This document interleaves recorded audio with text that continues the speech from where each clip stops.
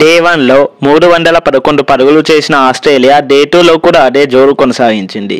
క్రీజ్పై ఉన్న Smith, Cummins మధ్య 112 పరుగుల భారీ పార్ట్నర్షిప్ ఏర్పడింది.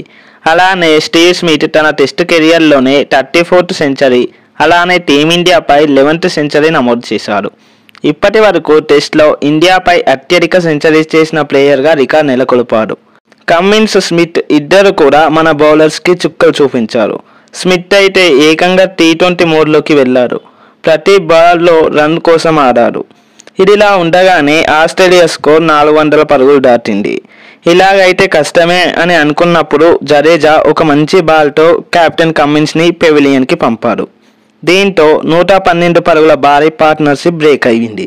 ఆ తర్వాత బ్యాటింగ్కి వచ్చిన మిచెల్ స్టార్క్ కూడా స్మిత్తో మంచి ఇన్నింగ్స్ ఆడారు. దీంతో లంచ్ టైంకి ఆస్ట్రేలియా స్కోర్ 454 పరుగులకు 7 వికెట్స్ కోల్పోయింది.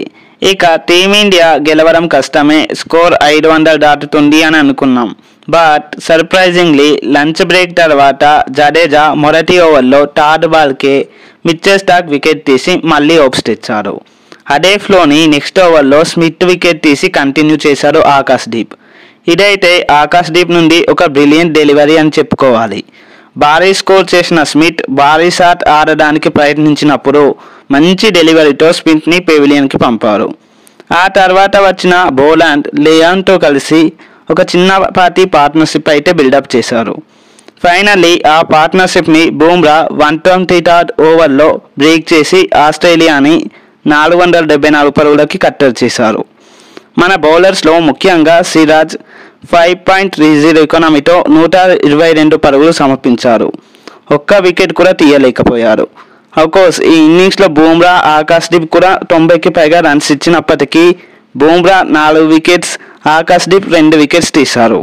జడేజా 3 వికెట్స్, అలానే వాషింగ్టన్ సుందర్ 1 వికెట్ తీశారు. సో టీమిండియా తమ ఫస్ట్ ఇన్నింగ్స్ని మార్నింగ్ 8:30 AM స్టార్ట్ చేసింది. ఓపెనర్స్గా జైస్వాల్తో రోహిత్ శర్మ బరిలోకి దిగాడు. బట్ షాకింగ్ ఏంటంటే రోహిత్ శర్మ బెస్ట్ షాట్ ఆడే క్రమంలోనే కేవలం 4 పరుగులకే అవుట్ అయ్యాడు. తను ఎంతగా స్ట్రగుల్ అవుతున్నాడంటే తన లాస్ట్ 14 మ్యాచెస్లో చేసింది కేవలం 157 పరుగులు మాత్రమే. అది కూడా 11.07 అదే యావరేజ్తో. రోహిత్ని ఇలాంటి ఫామ్లో చూడలేకపోతున్నాం. హోప్ఫుల్లీ తను సెకండ్ ఇన్నింగ్స్లో మంచి కంబ్యాక్ ఇవ్వాలి అని కోరుకుంటున్నా. ఇక రోహిత్ వికెట్ పడగానే క్రీజ్పై KL రాహుల్ వచ్చాడు. రాహుల్ జైస్వాల్తో కలిసి మంచి ఇన్నింగ్స్ ఆడాడు. ఇన్ఫ్యాక్ట్ బాల్ని అద్భుతంగా డిఫెండ్ చేస్తూ ఆడాడు. బట్ టీ బ్రేక్కి ముందు ఒక లాస్ట్ బాల్లో కమిన్స్ మంచి డెలివరీలో రాహుల్ని అవుట్ చేశాడు. దీంతో మొదటి 15 ఓవర్స్లోనే టీమిండియా 2 వికెట్స్ కోల్పోయింది. అది కూడా 51 పరుగులకు మాత్రమే. సో టీ బ్రేక్ తర్వాత కోహ్లీ క్రీజ్పైకి వచ్చాడు. జైస్వాల్తో కలిసి నెక్స్ట్ లెవెల్ ఇన్నింగ్స్ ఆడారు. అయితే కోహ్లీ వీక్నెస్ ఏంటంటే ఆఫ్ స్టంప్ బయటపడే బాల్స్ ఆడలేకపోవడం. బట్ ఈ ఇన్నింగ్స్లో ఆ వీక్నెస్ని స్ట్రెంగ్త్గా మార్చుకొని ఆఫ్ స్టంప్ బాల్స్ అన్ని కూడా వదిలేస్తూ క్రీజ్లో కాన్ఫిడెంట్గా కనిపించాడు. తనకు తోడు యంగ్ ఓపెనర్ అయిన జైస్వాల్ భారీ షాట్స్తో హాఫ్ సెంచరీ కంప్లీట్ చేసుకొని మళ్ళీ ఫామ్లోకి వచ్చాడు. దీంతో 51/2గా ఉన్న టీమిండియా స్కోర్ 153/2కి చేరింది. బట్ 41st ఓవర్లో జైస్వాల్, కోహ్లీ మిస్కమ్యూనికేషన్ వల్ల జైస్వాల్ 82 పరుగులకి రన్అట్ అయ్యారు. దీంతో జైస్వాల్, కోహ్లీ 102 పరుగుల పార్ట్నర్షిప్ బ్రేక్ అయింది.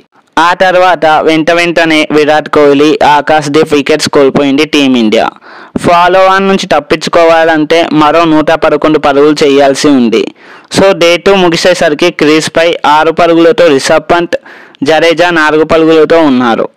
టీమిండియా 164కి 5 వికెట్స్తో 300 పరుగుల వెనుకబడి ఉంది.